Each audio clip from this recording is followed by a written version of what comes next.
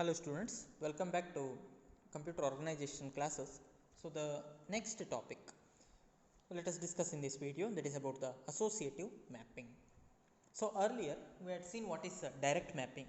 In case of direct mapping, there is a strict formula, since as per our discussion 4096 blocks of primary memory, the size of primary memory, and size of cache we have taken is 128, and each time the numbering we have started from 0. So 0 to 4095 was the last number on primary memory, and here on cache it was from 0 to 127.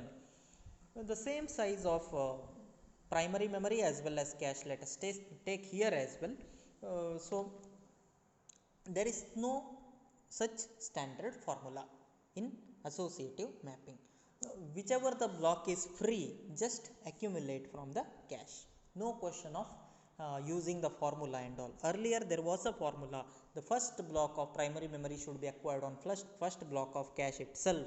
Even though the first block is accumulated and second block is free, it should go for replacement. So it should replace the first block, and there itself block 1 should be overwritten. That was the rule we followed earlier, but now there is no such rule. Whichever the block is free, just accumulate it.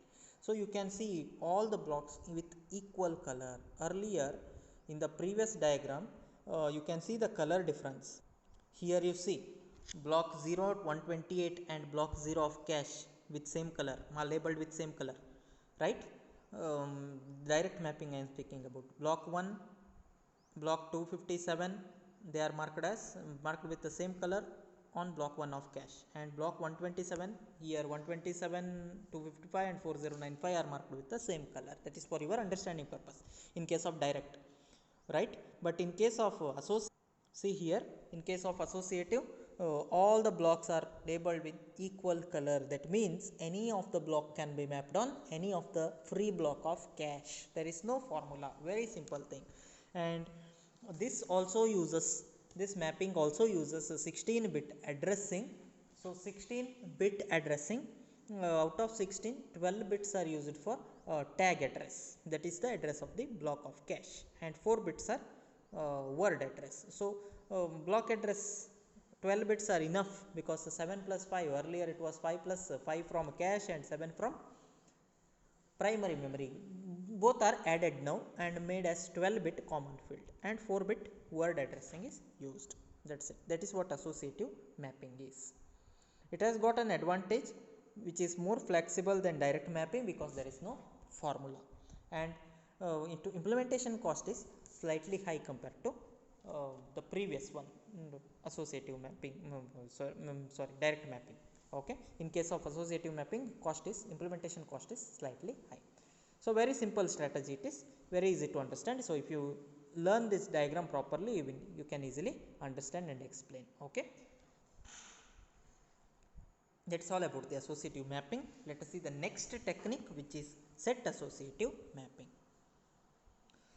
See the set associative mapping, this is the combined approach from first one and second one. That is, there is a topic borrowed from direct mapping, and there is a topic borrowed from associative as well. As per direct mapping, there should be some strict rule. As per associative mapping, there should not be any rule, right? Whichever the block is free, accumulate. That is what implemented by second one, that is associative mapping. Whereas in case of direct, there is a strict rule, isn't it? Now we are going to combine both the approach, and new approach is formed, which is called as a set associative. Here from cache, 2 blocks are made as a set. That's it. 2 blocks, consecutive blocks from cache, which are made as a set. Here you can see the diagram clearly. Block 0 and block 1, 2 consecutive blocks are made as set 0. Okay, block 2 and block 3, which are made as set 1. So there are 128 blocks, 64 sets will be formed. 64 into 2 is 128, isn't it? So 64 sets are formed right from 0 to 63. And here on primary memory, the same size block 0 to block 4095, that is total 4096 blocks are available, right? Just observe the diagram, label, shades carefully, colors carefully. So block 0, as per your um, first strategy, that is direct mapping strategy, you are aware of block 0, block 128, block 256 and so on should be mapped onto block 0 of cache, isn't it? The similar formula we are following. So block 0 here I mod 64 you have to follow, that's it. So block 0, block 64, the midpoint you take 0 and 128, what is the midpoint? 64, isn't it? So block 0, block 64, block 128, okay, and so on, they should be mapped on to not block 0, set 0, they should be mapped on to set 0 of cache. Very simple, please try to understand. So I will repeat it again. Block 0, block 64, which is the center point from 0 to 128, right? So then 128, then after that add 64 to it, you know 256, isn't it? So 128 plus 64, what is the number? 128 plus 60, you will get 188 plus 4, 192, right? So consider that number, then 256 and so on, they should be mapped on to set 0 of cache, that's it, set 0 of cache. So whichever the block from set 0 is free, that you accumulate. Whichever the block from, there are two blocks we have from each set. So if 0th block is from cache is free, accumulate 0th block, otherwise accumulate first block. So both the concepts are implemented. There is a strict formula as well as there is a flexibility. What is the flexibility? Flexibility is from cache side. In a set we have two blocks, so whichever the block is free you accumulate. This is borrowed from, this flexibility concept is borrowed from second strategy, associative mapping.